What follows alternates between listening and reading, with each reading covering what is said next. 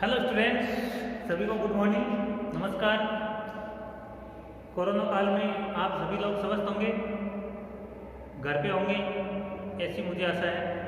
My dear student, अपना जो chapter चल रहा था राजस्थान का अपवा तंत्र, इस अपवा तंत्र के अंतर्गत अपन ने राजस्थान की सारी नदियाँ पढ़ ली, फिर अपन जिले पढ़ रहे थे। तो जिलों के अंदर राजस्थान के खारे पानी की झील अपन पढ़ चुके हैं। आज अपन पढ़ेंगे राजस्थान की मीठे पानी की झील।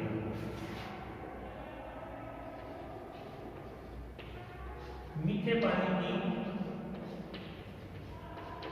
झीलें, ठीक है। मीठे पानी की झील अपन आज विस्तृत रूप से पढ़ लेते हैं। माय डियर स्टूडेंट, मीठे पानी की झीलें जो है उसके अंदर पहली झील जो है उसको बोलते हैं राजसमंद झील।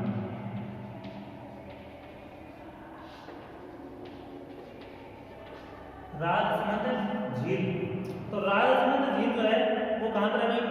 राजसमंद के अंदर है, ठीक है ना। कहाँ पर है? राजसमंद में।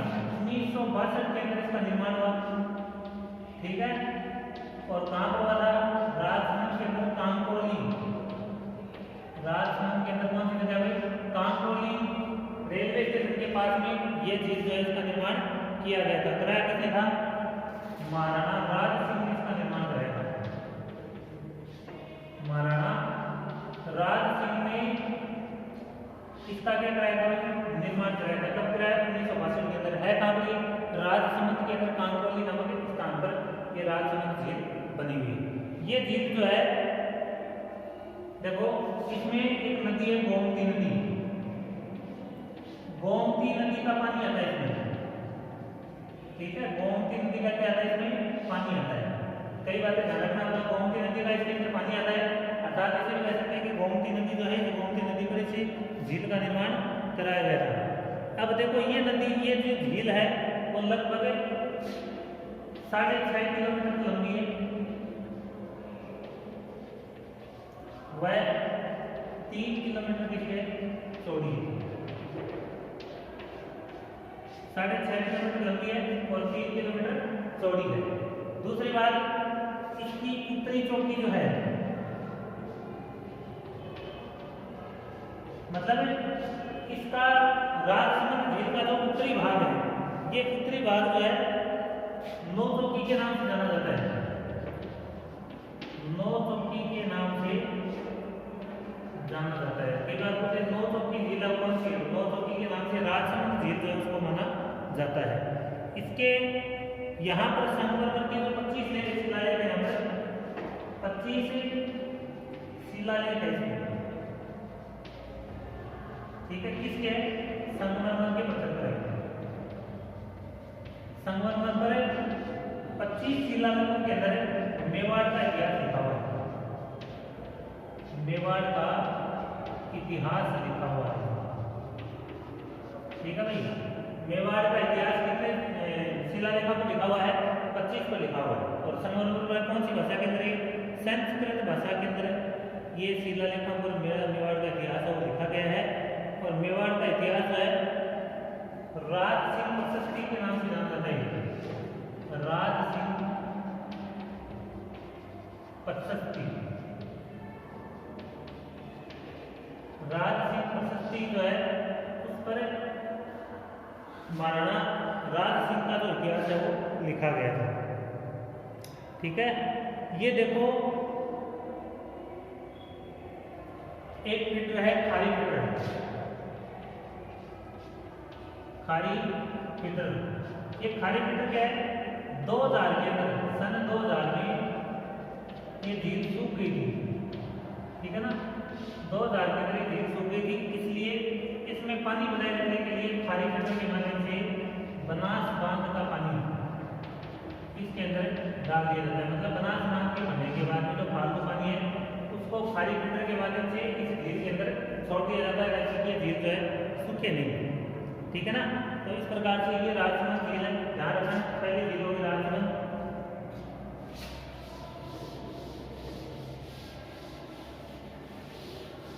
राजसमंद के बाद में देखो जयसमंद झील।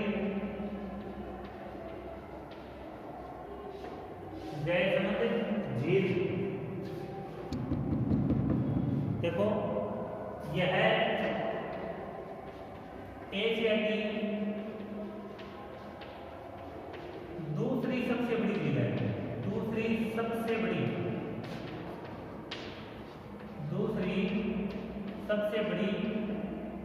मीठे पानी की कृत्रिम झील है, ठीक है। एशिया की पहली सबसे बड़ी झील तो कौन सी है? तो उसका उत्तर आ जाएगा भोपाल के अंदर एक सुपर झील है, भोपाल में एक ऊपर झील। ये ऊपर झील जो है भारत की सबसे बड़ी झील मानी जाती है, सॉरी एशिया की सबसे बड़ी झील मानी जाती है। उसके बाद में दूसरी सबसे बड़ी मीठे पानी की कृत्रिम झील किसको माना गया है?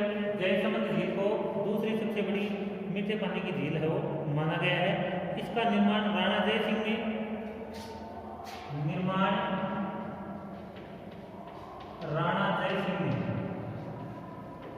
राणा जय सिंह ने 1885 से लेकर 1891 के बीच में कराया था, ठीक है।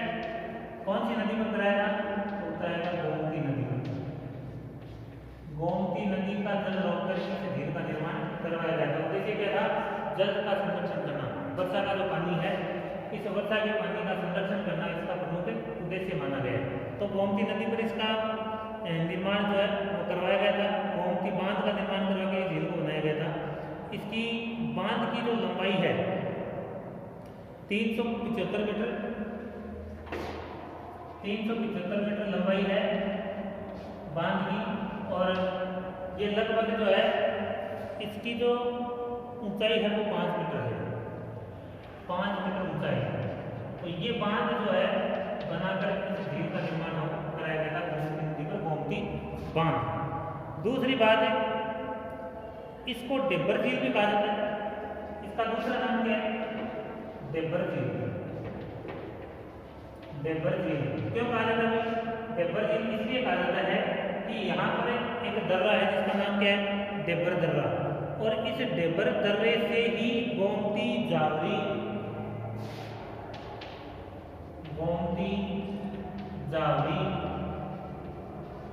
रूपारेल ये जो नदियां हैं, इन नदियों का पानी जो आता है इस झील के अंदर वो डेब्बर दर्रे से आता है, डेब्बर दर्रे से आता है ना, डेब्बर दर्रे से आता है। इसी के कारण इस झील का नाम क्या पड़ गया? डेब्बर झील पड़ गया है इसका, ठीक है ना। तो ये डेब्बर दर्रे से आने के कारण इसका नाम डेब्बर झील पड़ गया। दूसरी बात इसकी जो लंबाई है वो 15 किलोमीटर लंबाई तथा 2 से लेकर 8 किलोमीटर तक की चौड़ाई में, ठीक है ना। 15 किलोमीटर लंबी है और 2 से 8 किलोमीटर तक के चौड़ी मानी गई है। तो इस प्रकार से आप देख सकते हो, इसको अपन कह सकते हैं कि ये राजस्थान की मीठे पानी की झीलों में सबसे बड़ी झील है और विश्व की दूसरी सबसे बड़ी कृत्रिम झील है ये मानी गई है। इसका क्षेत्रफल की अगर बात करें तो लगभग 55 वर्ग किलोमीटर क्षेत्र के अंतर्गत ये फैली हुई है, ठीक है ना। 55 वर्ग किलोमीटर क्षेत्र में ये फैली हुई है, ये इसका क्षेत्रफल है। दूसरी इसकी खासियत क्या है? देखो यहाँ पर टापू पाए जाते हैं इसके अंदर। कितने टापू है? 7 टापू, 7 टापू है। इन 7 टापुओं पर जनजाति निवास करती है। भील जनजाति जो है ये मुख्य रूप से इस क्षेत्र के अंतर्गत इन टापुओं पर निवास करती है। इन टापुओं के अंदर सबसे बड़ा जो टापू है उसका नाम है बाबा का बांगड़ा।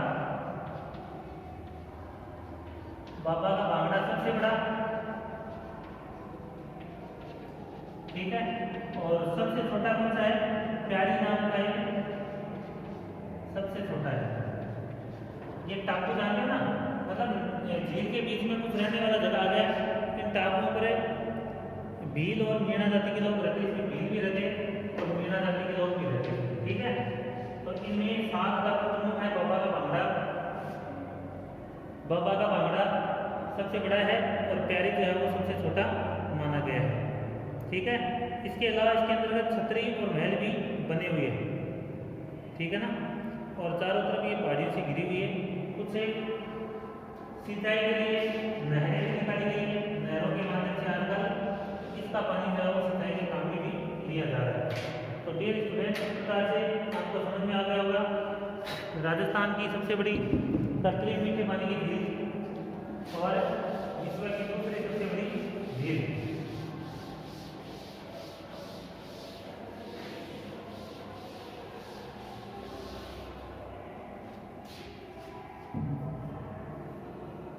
फिर देखो पिछोला झील।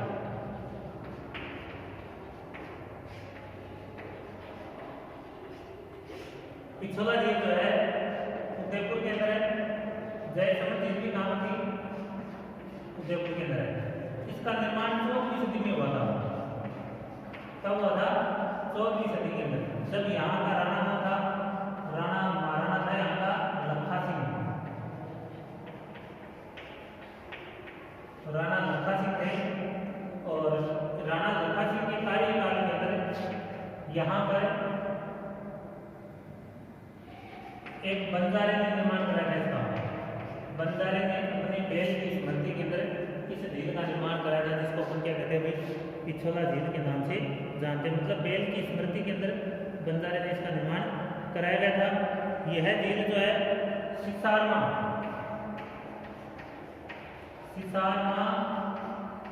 व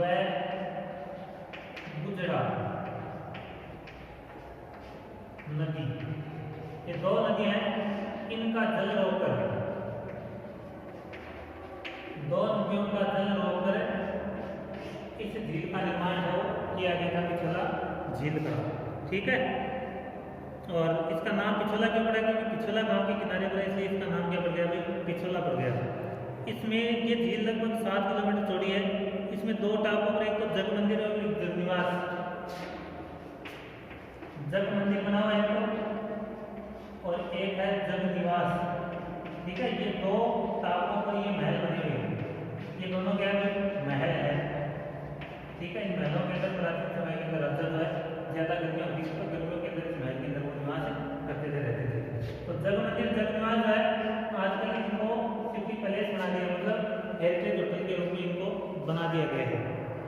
बादशाह जो शाहजहां था, इसने जहांगीर के विरुद्ध विद्रोह के समय में शरण भी यहाँ पर ही ली होगी, और हो सकता है ताजमहल की प्रेरणा में शाहजहां को मिली थी। शाहजहां था, ताजमहल का निर्माण किया था, और ताजमहल की प्रेरणा भी यहीं से उसको मिली थी। ठीक है ना, ताजमहल की आइडिया जो उसको यहीं से मिला था। तो इस प्रकार से ये भी पिछोला झील जो है वर्तमान समय के अंदर प्रदूषण से ग्रस्त है। प्रदूषण के कारण ये झील जो है बहुत ज़्यादा दूषित हो गई है।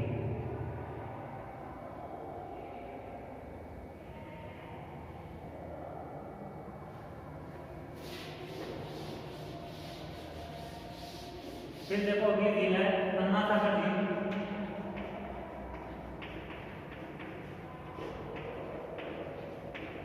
है कहाँ पर? उत्तराखंड अजमेर में, अजमेर में स्थित है। दूसरी बात, अजमेर के अंदर इसका निर्माण किसने कराया? तो आपका होता रहेगा पृथ्वीराज चौहान थे।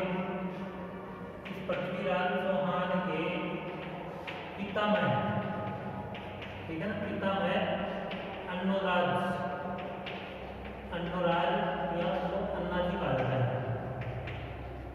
इन्होंने इसका निर्माण करवाया था, पृथ्वीराज चौहान के पितामह। ठीक है, ये 1137 के अंदर इसका निर्माण हुआ था। 1137 में इसका निर्माण हुआ, और लूनी नदी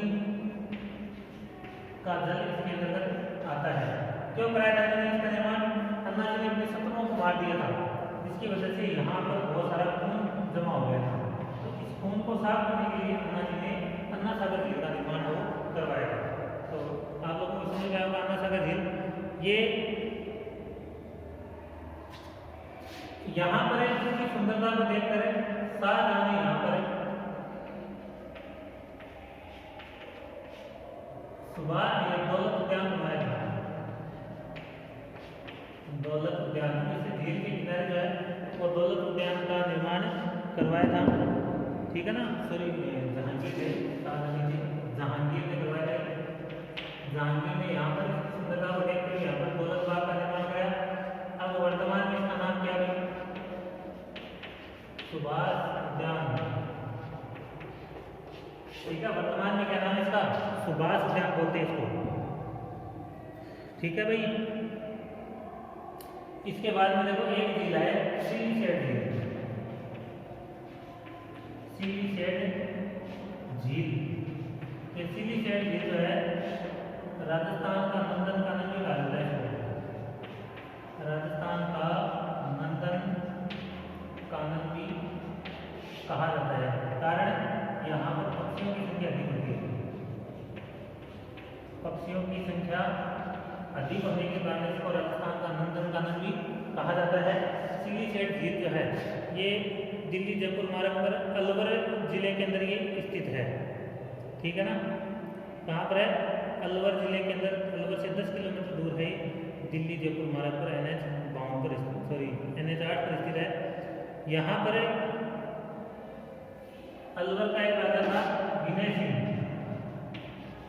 इस विनय सिंह ने इस झील के अंदर एक महल बनवाया था। किसके लिए बनाया था? अपनी रानी शीला के लिए। ठीक है, रानी शीला के लिए महल बनाया। इसी के कारण इस झील का नाम भी क्या पड़ गया? रानी शीला के नाम पर पड़ा सिलीसेट झील। ये बहुत ही शानदार झील है, पर्यटन की दृष्टि से बहुत ही इंपॉर्टेंट है राजस्थान के अंदर। तो यहाँ पर पक्षियों की संख्या अधिक रहने के कारण इसको राजस्थान का नंदन कानन भी कहा जाता है। इसके अलावा और अगर बात करें तो पुष्कर झील है। ये सबसे प्राचीन कृत्रिम झील है। ठीक है, प्राचीन कृत्रिम झील है और सबसे पवित्र झील भी इसको माना गया है। पुष्कर झील पर 52 घाट बने हुए हैं। इसका निर्माण किसने करा है? सॉरी, जो पुष्कर झील है इसको सबसे धार्मिक स्थल भी माना गया है। और यहाँ पर प्राचीन ब्रह्मा जी का मंदिर, राजस्थान का एकमात्र ब्रह्मा जी का मंदिर जो है वो अपने पुष्कर झील के पास में ही बना हुआ है। गांधी जी की अस्थियों को भी यही तो बहाया गया था। साथ में आप लोगों ने सुना होगा विश्वामित्र का नाम। तो विश्वामित्र ने यहीं पर इसी झील के किनारे पर बैठकर ही तपस्या की थी। तो ये पुष्कर झील जो है अपने भी राजस्थान के लिए बहुत ही ज़्यादा प्रसिद्ध झील है। अजमेर के उत्तर दक्षिण में लगभग 11 किलोमीटर दूरी है, पुष्कर क्षेत्र के अंदर स्थित है। तो वो अप्सरा का नाम सुना होगा, मेनका। मेनका ने विश्वामित्र की जो तपस्या भंग की, तपस्या भंग इसी झील के किनारे पर ही की थी, जो पत्थर बन गई थी। तो इस प्रकार से ये झील जो है ये बिल्कुल शानदार है, अजमेर जिले के अंदर स्थित है। इसी प्रकार कोलाय झील है। कोलाय झील ये बीकानेर में कपिल मुनि का आश्रम है, कोलाय झील के पास में बना हुआ। और कोई खास बात नहीं। इसके अलावा फतेह सागर झील उदयपुर के अंदर है। ठीक है, देवाली नामक स्थान पर है, तो देवाली तालाब इसको कहा जाता है। साथ में नक्की झील, देखो देखेंगे नक्की झील माउंट आबू के अंदर है। राजस्थान की सबसे ऊंची झील भी है और राजस्थान की सबसे गहरी झील भी मानी गई है। साथ में नक्की झील किस प्रकार की झील है? क्रेटर झील है। मतलब ज्वालामुखी का उद्गार होने के बाद जब वो उसका केंद्रीय उद्गार वाला भाग जब सूख गया तो उसके अंदर पानी के जमा होने से झील बन गई।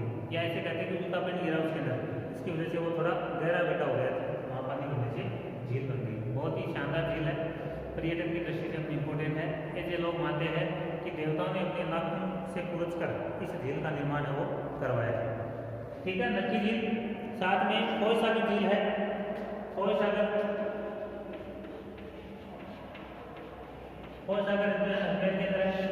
बालसमुंद झील है, वो बालसमुंद झील कहाँ पर है? जोधपुर के अंदर है। इसके अलावा रामगढ़ झील जयपुर के अंदर है। नवलखा झील जो है ये बूंदी के अंदर है। देव सागर झील कहाँ पर है? डूंगरपुर के अंदर है। कायलाना झील जोधपुर के अंदर है। उदय सागर झील कहाँ पर है? उदयपुर के अंदर है। तो इस प्रकार से स्टूडेंट अपना जो झीलों वाला चैप्टर है ये पूरा हुआ। उम्मीद है मुझे आप लोगों को ये समझ में आ गया होगा। इसके नोट्स वगैरह आप साथ साथ तैयार करते रहना। आज की वीडियो में इतना ही। कल की वीडियो में एक नए चैप्टर पर लेके आएंगे। तब तक के लिए धन्यवाद। आपका दिन शुभ हो।